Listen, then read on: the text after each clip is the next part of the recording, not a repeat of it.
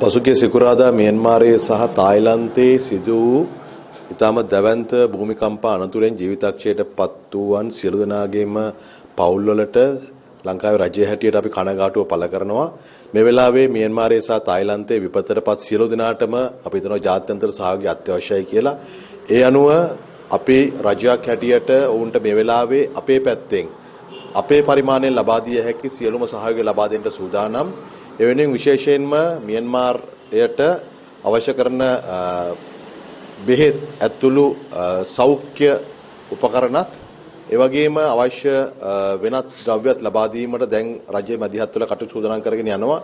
ඒ වගේම මේ වෙලාවේදී මෙවැනි දැවැන්ත භූමිකම්පා අනතුරකින් විපතටපත් වූාට පසුව ඔවුන්ට වෛද්‍ය සහාය උමනා කරනවා. ඒ අනුව අපි මෙවැනි අවස්ථාවලදී අධ්‍යක්ීම් සහිත විශේෂඥ වෛද්‍යවරුන් කීප දෙනෙක් සහිතව වෛද්‍ය හෙද සෞඛ්‍ය කාර්ය කණ්ඩායමක් දැන්ටමත් සූදානම් කරලා තියෙන්නේ.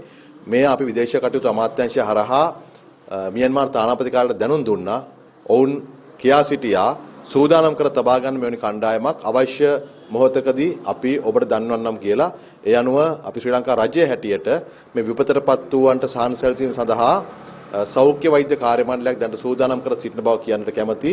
එය මියන්මාර් තානාපති කාර්යාලය පැත්තෙන් පණිවිඩයක් ලැබුණු වහාම අපි ඒක අවශ්‍ය කරන ඖෂධ සහ උපකරණ සමග ඒ අයට අවශ්‍ය සාහන කටයුතු සලසන්න යොමු කරන්න සූදානම්ින් ඉන්නවා.